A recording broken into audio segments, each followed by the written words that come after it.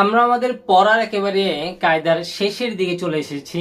এটা অবশ্যই আমাদের জন্য একটি আলহামদুলিল্লাহ গৌরবের বিষয়, সৌভাগ্যের বিষয়। আল্লাহ তাআলা আমাদেরকে শেষ করার তৌফিক দান করেছেন।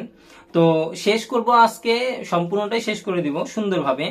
আমরা যা পড়ে এসেছি সেই পড়াগুলিকে বারবার বানান করে যদি আমরা সামনে আগাই তাহলে আমরা কিন্তু সব বুঝে যাব। এখন আমাদের নতুন যে পড়া আছে 19 নম্বর পৃষ্ঠা থেকে নিয়ে একেবারে 23 নম্বর পৃষ্ঠা পর্যন্ত। 19 নম্বর পৃষ্ঠা থেকে যদি আমরা ধরি, এখানে মাঝে মধ্যে মোটা মোটা চিহ্ন থাকবে। আমরা জানি যে মোটা চিহ্ন থাকলে সেখানে 4 লিফ টানা লাগে। মোটা চিহ্ন থাকলে সেখানে 4 লিফ, একটা মোটা একটা চিহ্ন থাকবে সেখানে 4 লিফ টানা লাগবে। তো এই 4 লিফের টানটা আবার 5 প্রকার। আমরা আপাতত 5 প্রকার পড়ার দরকার নাই, আমরা এই মোটার চিহ্নটা আসলেই বুঝে নিব এখানে 4 লিফ টানতে হবে। 4 লিফ মানে 4 সেকেন্ড বা 5 সেকেন্ড। আচ্ছা, তারপরে যে বিষয়টা সেটা হলো চিকন যে চিহ্নটা আছে, আমরা জানি যদি সাপের মতো ছোট করে একটা পেঁচানো চিহ্ন থাকে তাহলে সেখানে আমরা 3 লিফ টানবো। সেখানে আমরা 3 লিফ টানবো। নামগুলি আমরা সামনে আস্তে আস্তে বলবো। এখনই যদি নামও বলে ফেলি, সবকিছু বলে ফেলি তাহলে আমাদের গুলিয়ে যেতে পারে। আমরা চিকন চিহ্ন দেখলে সেখানে 3 লিফ টান দিব, মোটা চিহ্ন দেখলে সেখানে 4 লিফ টান দিব। নাম জানার দরকার নাই আপাতত। এখন আমরা যদি দেখি যে 3 আলিফের আরেকটা আছে, সেটা হলো মদ্দে আরজি। সেটা বলেছিলাম মদ্দে আরজি।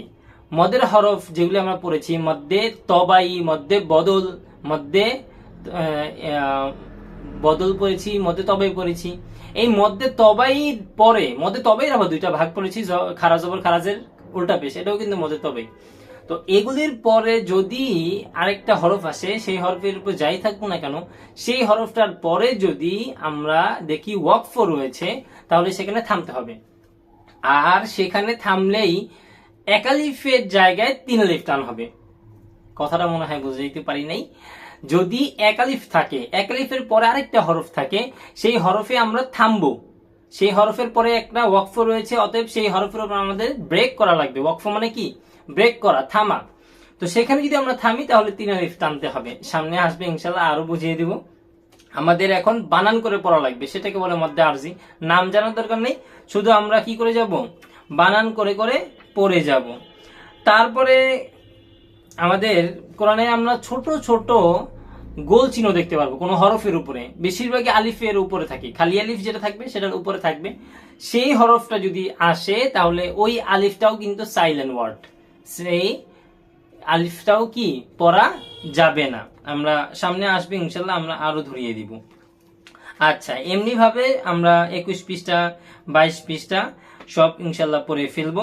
একটা জায়গাতে বলেছিলাম, একটা জায়গাতে কোরআনে একটা জায়গাতে রর নিচে যখন জের আসবে, হ্যাঁ, বিসমিল্লাহি মাজরিহা, এই খারা জেরটাকে কি করা লাগবে, একার দিয়ে পড়া লাগবে। বাকি সবগুলোকে কিন্তু পড়া লাগবে জেরটাকে পড়া লাগবে কি দিয়ে, রস্যিকার দিয়ে ইনশাআল্লাহ।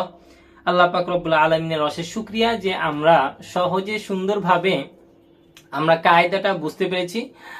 এটা অবশ্যই তাদের জন্য যারা একেবারে কায়দা আগে পড়েছিলা এবং মোটামুটি তুমি কায়দা সম্পর্কে ধারণা আছে, তারা যদি এই সমস্ত আমরা এই ক্লাসগুলি দেখে ফেলি, কায়দা সম্পর্কে আমাদের আইডিয়া আবার এসে পড়বে।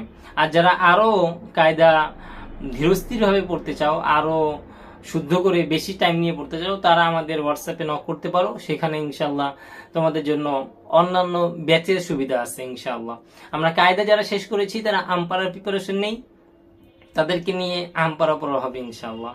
আমপারাটা শেষ হলে আমরা কোরআনুল কারীমের নাজেরা এবং এটার সাথে সাথে অনুবাদ, নাজেরা এবং অনুবাদ অর্থটাও আমরা শিখে ফেলবো ইনশাআল্লাহ। আল্লাহ পাক রব্বুল আলামিন আমাদের সবাইকে তৌফিক দান করুন।